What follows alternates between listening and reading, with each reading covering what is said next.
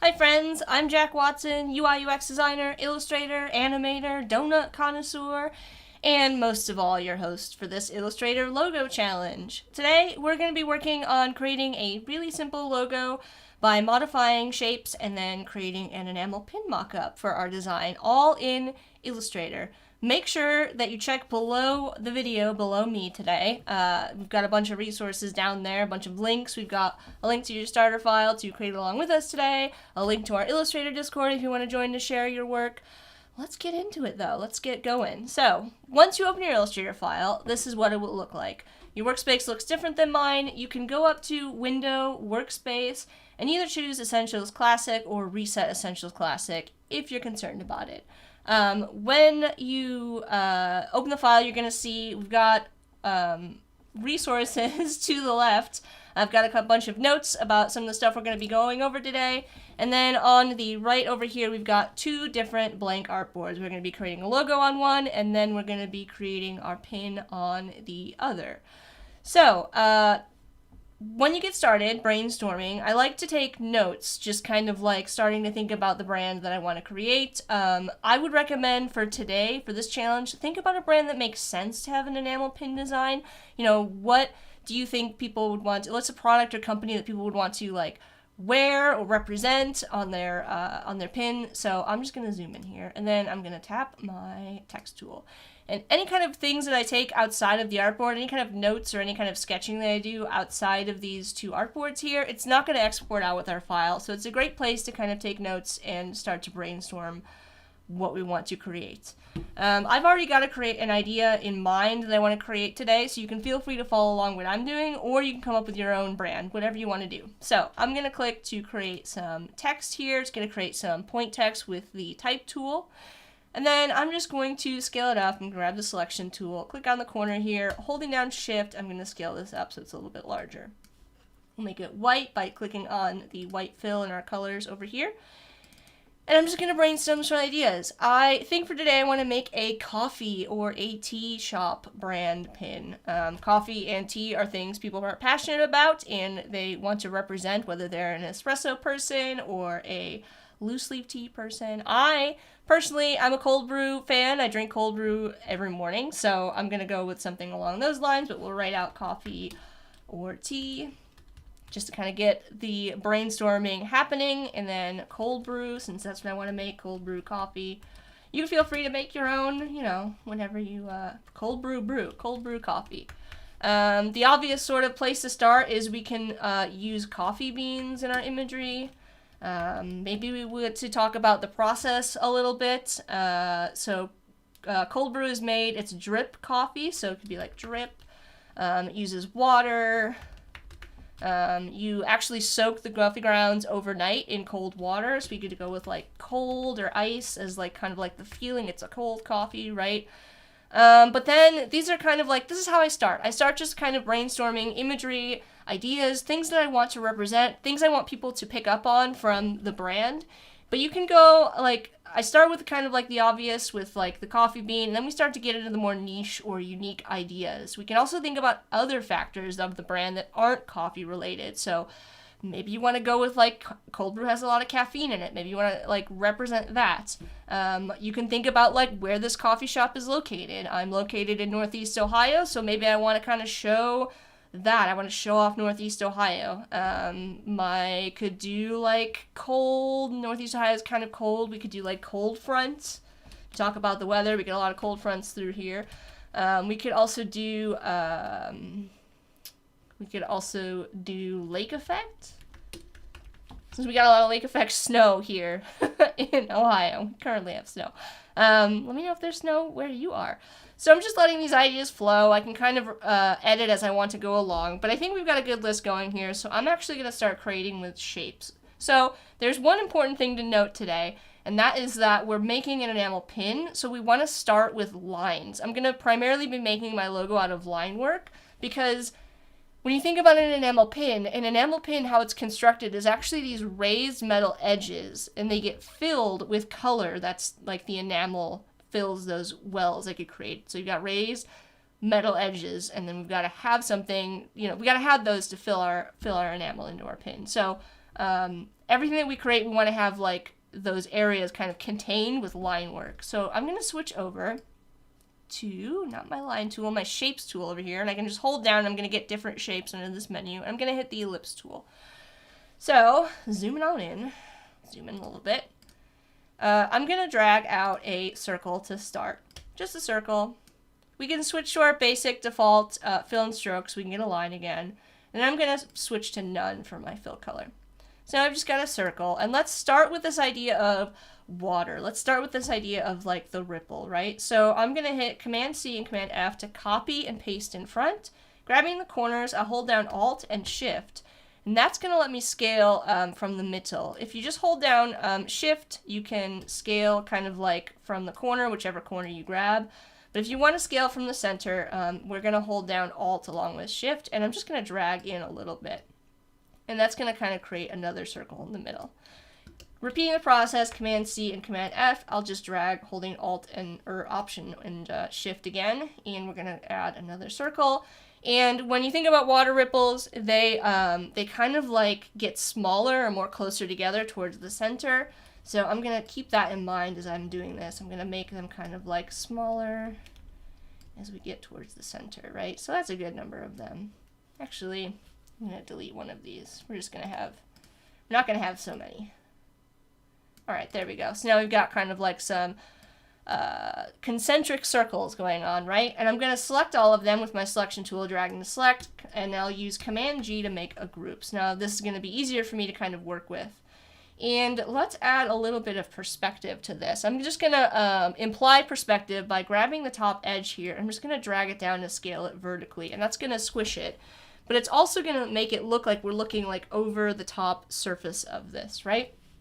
I'm going to grab my circle tool again, and you'll notice I have all these like weird pink text boxes and like lines popping up.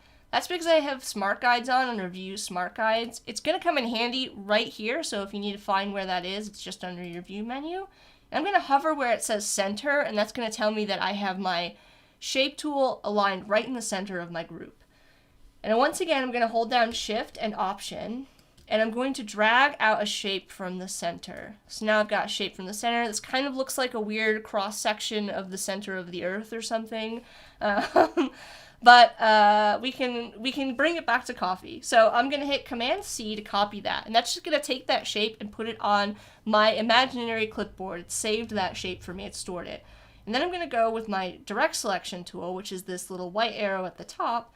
I'm going to drag and select that top anchor point and just delete it. So now we've got this sort of like round kind of cup shape. Reminds me of a cup of coffee, right? And I'm going to hit Command F, and it's going to paste that shape back onto my artboard again because Illustrator stored it for me in the clipboard when we copied it before. All right, so holding down Shift and Option, I'm going to scale it up just a little bit. Now it really starts to look like the center of the Earth. And we're going to fix that by clicking on this direct selection tool, and we're going to repeat that process again, clicking on that top anchor point, but this time I'm going to drag it up a little bit. So I'm going to have this weird egg shape, right? But we can change that to be kind of like a drip. So we want to go back to that drip coffee idea. I'm going to click on, up here we've got two options for our anchor points. Whenever you've got a tool selected, usually the control bar, this top bar, will change for the context of the tool that you have. So we can change our anchor point to a point just by clicking on that. You can change it back if you accidentally click on it just by clicking over here again. So you can kind of toggle between either having a corner or having a round anchor point. I'll bring it up a little bit more. And if you need to, you can hold down Shift to keep it in line, or you can just use your smart guides to keep it straight. Okay, so now we've got a lot of great imagery going on here. We are representing this brand. The drip is for the drip brew method. The ripples kind of represent our water. The perspective gives it this cup shape. I would say that this logo has high proportional density, which means all of the shapes we're using represent something about the brand. So like every single shape, even though we're working with simple shapes, every shape kind of tells our story, right? It's talking like every part of this, it's not just there for decoration, right? Everything has a purpose, has a meaning that gets back to our brand. Speaking of, this shape here is actually starting to remind me of a Chemex, which is the brew method that you can use to make cold brew. If you've ever seen it, it's kind of like a glass vessel that has a tight like bottom circle part, and then it comes out at the top, and that's where you put the coffee grounds. So let's make that top part. I'm going to switch over to my shape tools again, and I'm going to drop down to the polygon tool. I'm just going to start by dragging it out, and you can see it gives us a shape here. If we use our arrow keys up and down, we can increase or decrease the number of points going up, going down, right? I want to use 3 points to make a triangle, 3 sides. So I've got my triangle, and I'm going to switch now from keeping my mouse held down from the arrow keys to shift, and that's going to constrain my shape, keeping it a perfect circle. So when I release, it's all straight and nice and aligned. Switch over to my selection tool. I'm going to drag it over to kind of use my smart guides and align it with the top. Hovering over the corner, I'm going to get a little rotate indicator. Holding down shift, we'll just spin it around. So now we've got a design that kind of looks like a Chemex, right? Let's go over to our line tool, right? And we're going to just kind of emphasize that. We're going to bring a line down from the center point here, hovering over where it says anchor. Now that kind of looks like the coffee is kind of pouring into our vessel. Holding down shift, I'll drag out another line. Actually, let's make that a little bit longer. I'm going to go over here. I'm going to move it over my vessel. We'll rotate it a little bit. And then I'm going to go up to Object, Transform, Reflect. And I'm going to choose vertical because I want it to flip over the vertical axis. And then I'm going to hit Copy. And so now I've got 2. And that's kind of representative of, like, if you've ever seen a Chemex, it's got like a fancy outside decoration piece. So I'm going to drag to select all of this. Now I'm going to hit Command G to make a group. That's going to be easier for me to kind of work with these tools moving forward, or work with these shapes moving forward. I want to remind everybody that we have a live chat. If you're over here on Behance or on YouTube, you can chat live with us, ask questions every day at 11:30 a.m. Pacific time. Stian is saying, I always use the star tool for that. You can use the star tool for that. I find that you get fewer points with the polygon tool. If you use the star for that, you're going to wind up with those extra points there that are just a little bit more difficult to work with. If you use the polygon tool, it's only going to create 3 points instead of having all those extras. All right, so now we have our lines tool sorted, our line work sorted. Let's move on to our fill colors and then add some effects to create our pin mockup. I'm going to start by picking some colors. I like to drag out some squares. So I'll switch to my squares tool, rectangle tool, drag out a square. And we can use our proportional density to add some colors that relate back to our brand as well. So I just switched my fill and stroke by using this arrow tool over here. I'm going to double click and I'm going to grab some cool colors to kind of represent that icy cold that we want to showcase. I'm going to hold down Option, switching to my selection tool, hold down Option and Shift to make a copy. And then we're going to change that to maybe a lighter blue. I'm just picking some colors that I think will be good to represent my brand. I'm repeating this process, Alt and Shift. There we go. This time I want to show the coffee, so I'm going to drag down to a warmer color and pick kind of like a warmer red color for our coffee. And then I'm going to do 2 more colors that are going to come in handy for our pin. I'm going to pick kind of like a dark gold because we're going to make like a gold enamel pin. And then I'm going to Alt and Shift drag. I'm going to pick a yellow. All right, so that's all the colors we're going to need. I can drag and select all of these colors, and I can click on this little folder icon here, and it's going to make another color group that's going to be in my swatches. And when I do that, I want to make sure I've got this convert process to global. I want global swatches so I can adjust the tint sliders with my color panel, and you'll see when we get into fills how that's going to work. So I'm going to hit OK. It's going to make a nice color group down here for me. And now I'm ready to start to fill this. So it's going to be fastest to use live paint for this, our live paint tool. So we've got our group selected. I'm going to hit Command C to make a copy and Command F to make a copy in front, paste in front. Command C copy, Command F paste in front. I am going to lock that copy in my layers panel over here I've got open. I'm going to lock by clicking on the lock icon that's spaced next to the left of my group because I don't want to mess with that. And then I'm going to select the bottom copy, and this is where we're going to add our fills. So we want to have the fills underneath our lines. We want to have our line work and our fills separate for the pin we're going to make. I'm going to remove my stroke by clicking on the stroke to bring it forward and hit none. And then I'm going to click back on my fill. And then I'm going to select the live paint bucket tool. If you don't see it, it might be under the shape builder tool. If you click and hold on the shape builder, you'll get the live paint bucket. And with this, we can select the color that we want to work from our swatches. So I'm just going to select my blue, and I can just tap to start filling in those spaces. So it's really easy for me to just kind of like go through here and really quickly add some fill colors to this. We can switch to brown for our coffee down here. I'm just clicking. And you can actually also click and drag. So I can tap and I can drag around, and anything that's highlighted is going to fill with that color. When I release, we've got it filled. Alright, so now we've got our fill colors applied. There's one other important step that we need to do here, and that is I need to make sure that I go to Object, Live Paint, and Expand. That's going to take it from a live paint group to filled individual objects. If you don't do that, you're going to continue to have that live paint, and it's going to be a little bit more difficult to work with. So I mentioned tints. I'm going to use that now by going to my Direct Selection tool and selecting this outer shape here. I'm going to hold down Shift, and I'm going to select all of these inside shapes. Then I'm going to expand my color panel by double clicking, and it'll open up, and you can see we've got this slider here, and as we slide it down, you can get lighter tints of our kind of original color. So we can kind of lighten that top where we see over the top of our Chemex in perspective. I'm going to click to bring my layers back up. Now I can unlock my line work. I can click on my line work in the layers panel, and then we can go over to our swatches, click on our swatches, and we can increase the line weight a little bit, which is just going to make our logo look a little bit better at this point. And we're going to change this to a dark blue. You'll notice that we've got this weird kind of like edge here.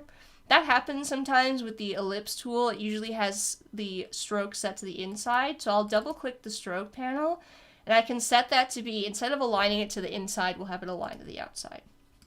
Okay, so we've got our logo done. I'm going to drag to select my entire logo, and I'm going to hit Command C, and I'm going to go over to my other artboard, click on that artboard, and hit Paste on all artboards. That's going to paste it onto my artboard. So we've got our design over here now. So now we can start to make our enamel pin. I'm actually going to open up my layers panel again by double clicking and select my line work.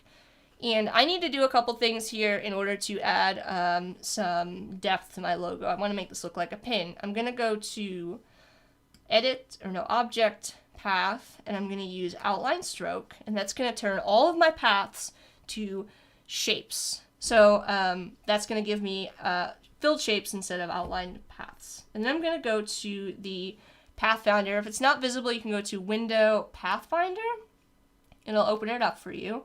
I'm going to use this one called Merge. It's going to join all of my shapes together. And now we can get into our gradient. So we're going to add a gradient fill to this, and that's going to be where our gold comes into play. So it's going to add that. I'm going to click to bring my fill to the front.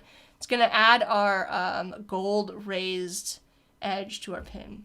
So I've got my blue fill color now because we outlined our strokes, and I'm going to select just a linear gradient, and it's going to apply a black to white gradient to our shape.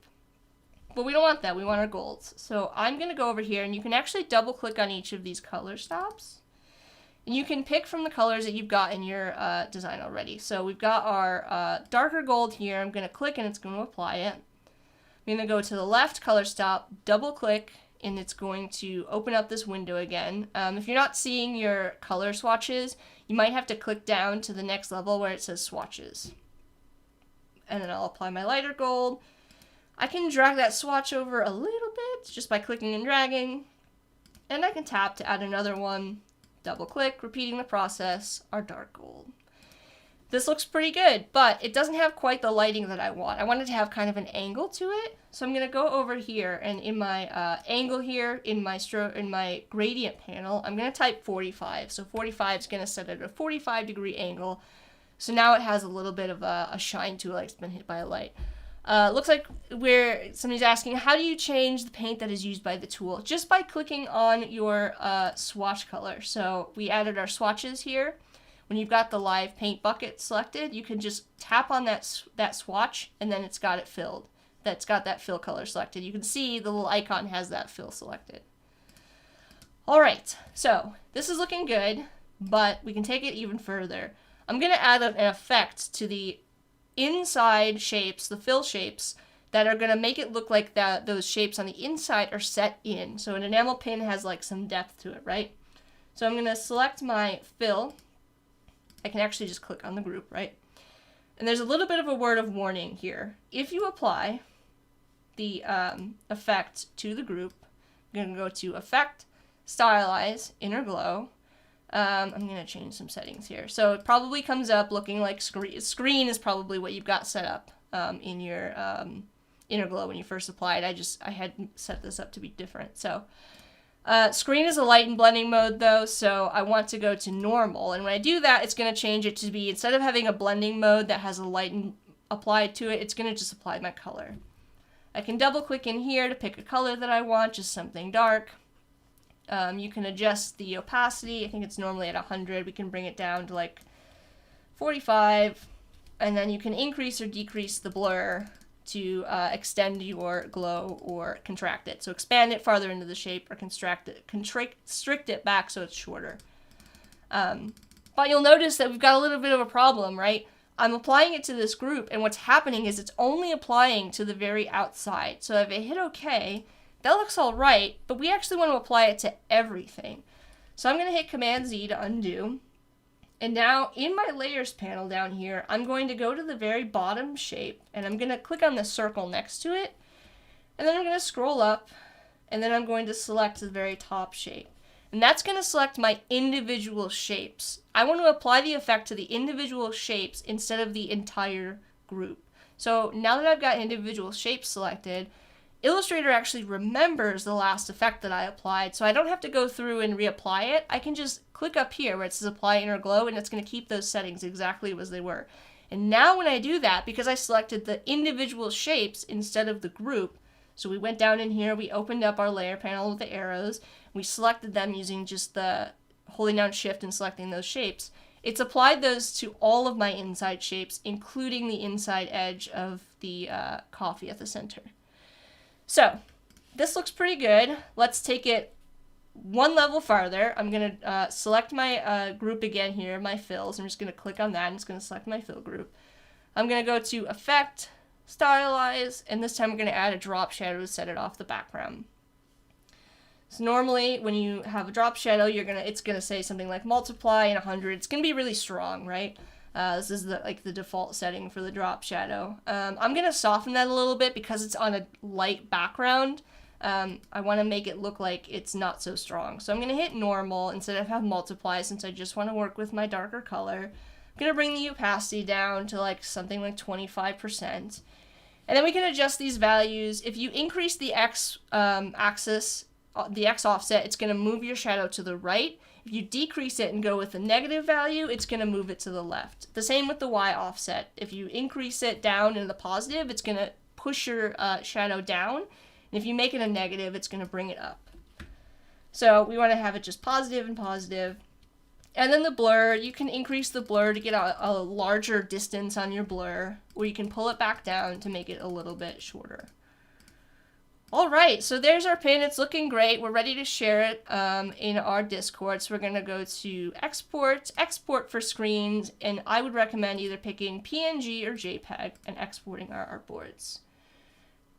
And then once you're ready to share, you can navigate to our Daily Creative Challenge channel in our Discord under the DCC feedback, and you can just drag your enamel pin right into the image there, and we can say like, here's my pin. Now everybody in the Discord can comment on your work and give you feedback. We've got a lot of great mentors in the chat and great members in our community, so be sure to share your work.